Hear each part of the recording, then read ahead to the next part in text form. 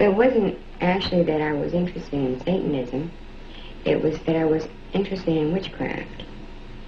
And I always had been, and I happened to read an advertisement for Witch's Charm School with lectures by Misa Negra. And I wanted very badly to go, and finally I called and asked what time it started. I came.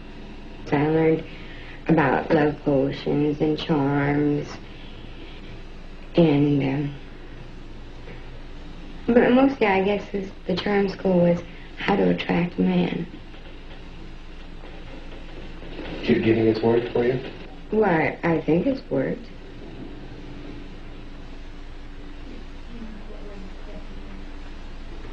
What? But I'm not after getting any particular man.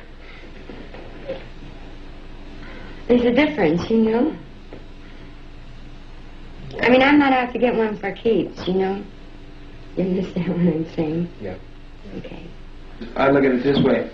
She might be somebody's daughter or somebody's sister, and I wouldn't want somebody to take my sister out and to use her before she was married, because this is something that we teach in our church, and I think that she should really wait for her husband.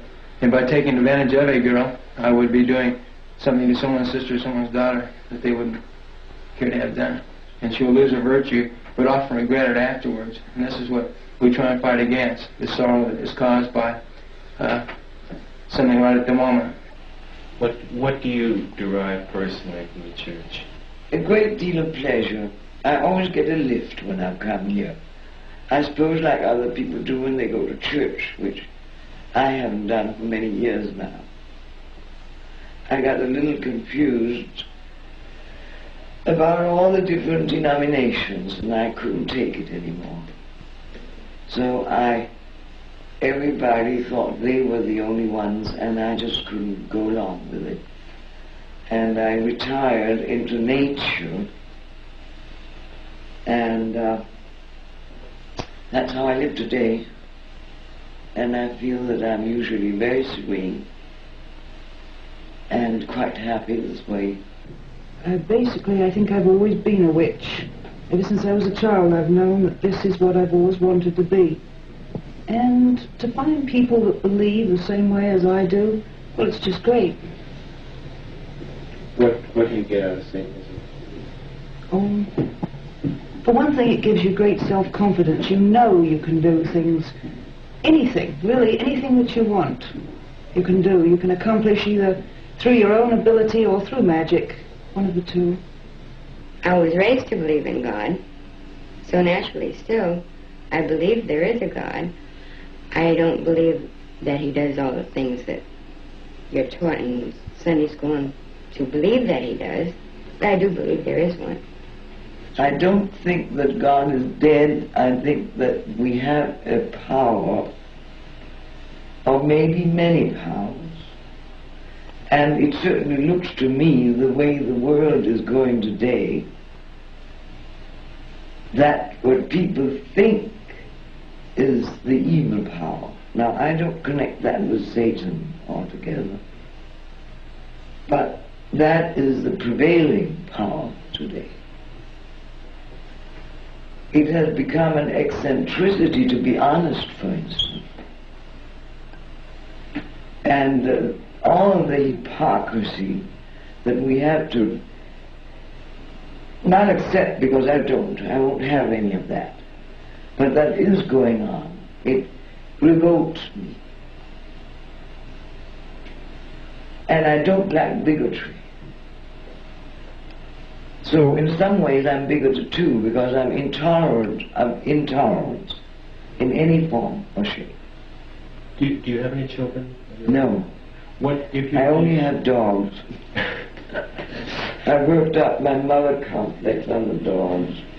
If you had children today, how would you raise them in Satanism, and how would you raise them?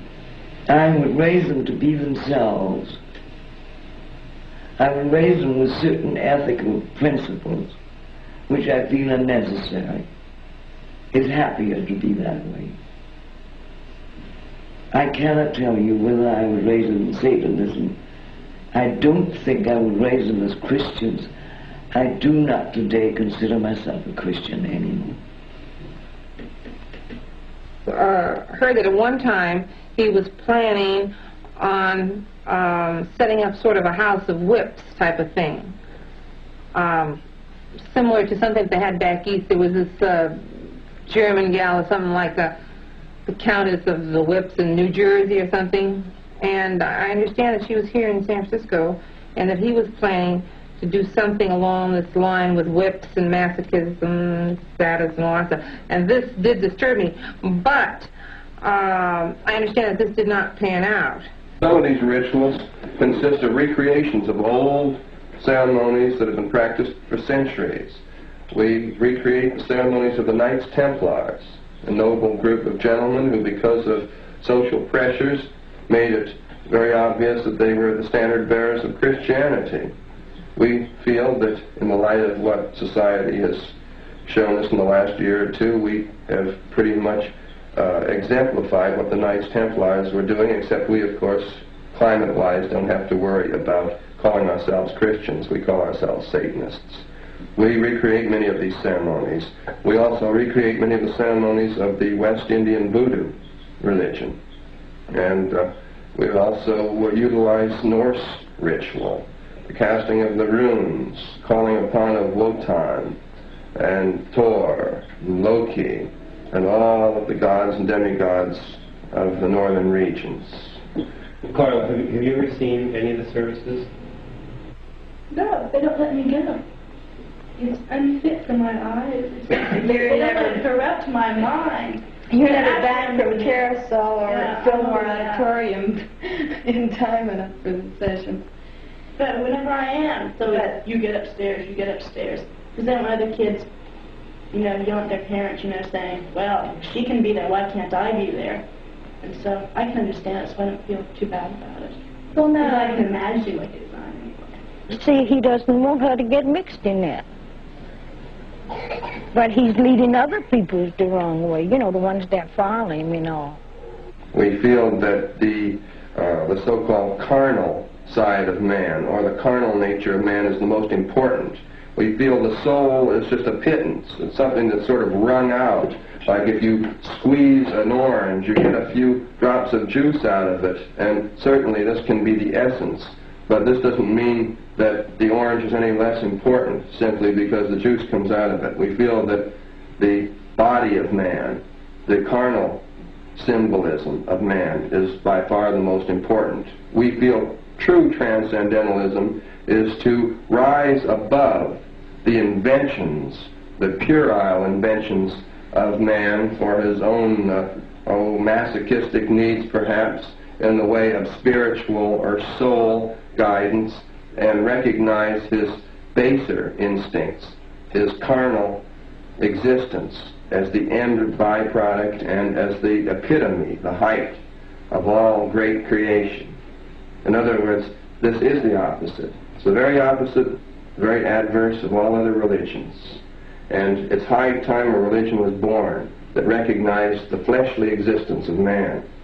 We lead a normal, abnormal life. In other words, we eat regular meals and sleep semi-regular hours, but life is much more interesting, I think, than for most people.